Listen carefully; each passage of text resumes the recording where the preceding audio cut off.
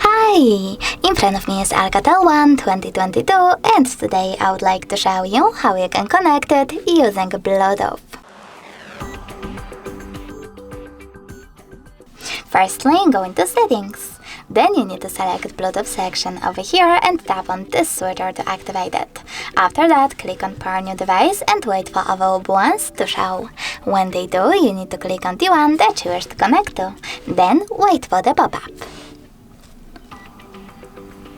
Now select Pair in it and wait for the other device to accept your connection request. As you can see, my devices were successfully connected. If you want to disconnect them, you can do that by choosing this gear icon next to chosen device, clicking on Forget, and confirming your choice in this pop-up.